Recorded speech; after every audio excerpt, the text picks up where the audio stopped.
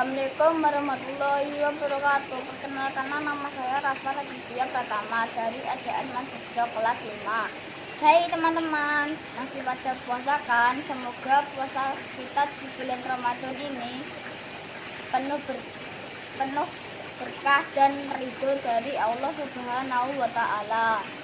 Di sini saya akan membawakan kultum tentang surat Al-Ikhlas.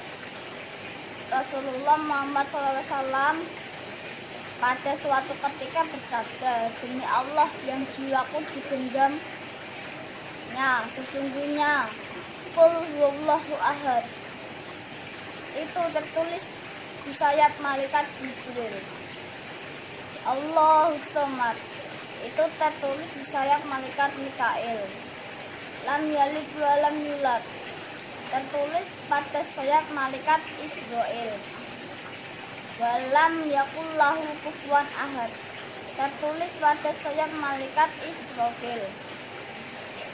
Berkata Ibnu Abbas, Rasulullah SAW bahwa Rasulullah SAW telah bersabda, ketika saya atau Rasulullah SAW Isra ke langit, saya melihat arasy di atas 360.000 pilar dan jarak jauh antara satu pilar ke satu pilar yang lain ialah 300.000 tahun perjalanan.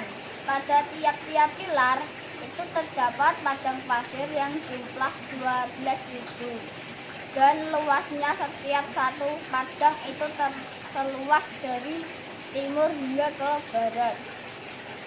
Pada setiap padang itu terdapat 80.000 malaikat yang mana kesemuanya membaca surat Al-Ikhlas. Setelah mereka selesai membaca surat tersebut, maka berkata mereka, wahai Tuhan kami, sesungguhnya pahala dari bacaan ini kami berikan kepada orang-orang yang membaca surat Al-Ikhlas ini, baik laki-laki maupun perempuan. Riwayat Anas bin Malik juga merekam kisah berkaitan surat Al-Ikhlas. Suatu ketika 70.000 malaikat diutus datang ke seorang sahabat di Madinah yang meninggal. Kedatangan para malaikat itu hingga meredupkan cahaya matahari. 70.000 malaikat itu diutus hanya karena almarhum sering membaca surat ini. Anas bin Malik yang saat itu bersama Nabi Muhammad SAW di Tabuk merasakan cahaya matahari redup tidak seperti biasanya.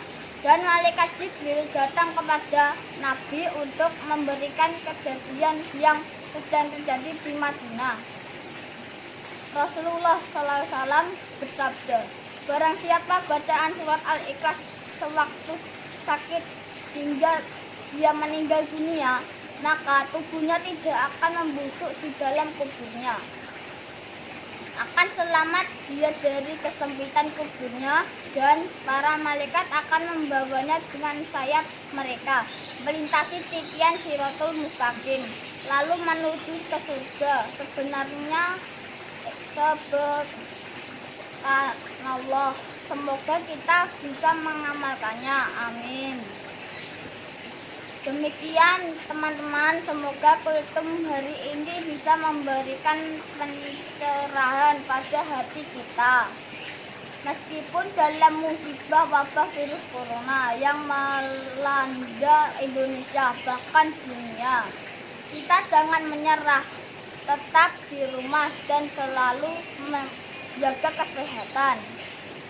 Teman-teman, mari kita berdoa bersama untuk diri kita, untuk orang tua kita, dan untuk guru-guru kita. Kita semoga selalu di dalam lindungan Allah Subhanahu wa Ta'ala. Al-Fatihah. Amin. Assalamualaikum warahmatullahi wabarakatuh. Wes, nanti